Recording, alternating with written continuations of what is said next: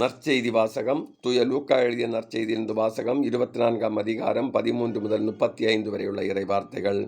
வாரத்தின் முதல் நாள் சீடர்கள் இருவர் எருசலேமிலிருந்து ஏறத்தாழ 11 கிலோமீட்டர் தொலைவுள்ள ஓர் ஊருக்கு சென்று கொண்டிருந்தனர். அவ்வூரின் பெயர் எம்மாவு. அவர்கள் நிகழ்ச்சிகள் அனைத்தையும் குறித்து ஒருவரோடொருவர் உரையாடிக் கொண்டே சென்றார்கள். இப்படி அவர்கள் உரையாடிக் கொண்டும் வினவிக் கொண்டும் சென்றபோது இயேசு நெருங்கி வந்து அவர்களோடு நடந்து சென்றார். ஆனால் அவர் யார் என்று அறிந்து உணர முடியாதவாறு அவர்கள் கண்கள் மறைக்கப்பட்டிருந்தன. அவர் அவர்களை நோக்கி, வழிநடுகிலும் நீங்கள் ஒருவரோடொருவர் பேசிக் கொண்டிருப்பது என்ன என்று கேட்டார். அவர்கள் முகபாட்டத்தோடு நின்றார்கள். அவர்களுடன் கிளையோஃபா என்னும் பெயருடைய ஒருவர் அவரிடம் மறுமொழியாக, எருசலேமில் தங்கியிருப்பவர்கள் உமக்கு மட்டும்தான் இந்நாட்களில் நிகழ்ந்தவை தெரியாதா என்றார். அதற்கு அவர் அவர்களிடம் என்ன நிகழ்ந்தது என்று கேட்டார். அவர் அவரிடம், நாசரேத்து இயேசுவை பற்றியேதான் பேசுகின்றோம். அவர் கடவுளுக்கும் மக்களுக்கும் எல்லாருக்கும் முன்பாக சொல்லிலும் செயலிலும் வல்ல இறைவாக்கினராக திகழ்ந்தார்.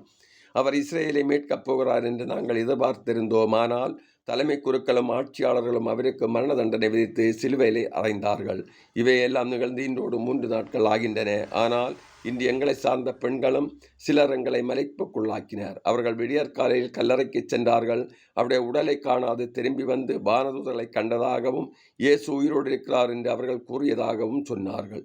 எங்களோடு இருந்தவர்கள் சிலரும் கல்லறைக்கு சென்று அப்பெண்கள் சொன்னவாறே இருக்க கண்டனர். ஆனால் அங்கே இயேசுவை காணவில்லை என்றார்கள். இயேசு அவர்களை நோக்கி, அறிவிலிகளே, இறைவாக்கினர் உரைத்த எல்லாவற்றையும் நம்ப இயலாத மந்த உள்ளத்தினரே, மெசியா தாம் ஆட்சியடைவதற்கு முன் துன்பங்களை பட வேண்டும் அல்லவா என்றார். மேலும் மோசே முதல் இறைவாக்கினர் வரை அனைவரின் நூல்களிலும் தம்மை குறித்து எழுதப்பட்ட யாவற்றையும் அவர்களுக்கு விளக்கினார். அவர்கள் தாங்கள் போக வேண்டிய ஊரை நெருங்கி வந்தார்கள்.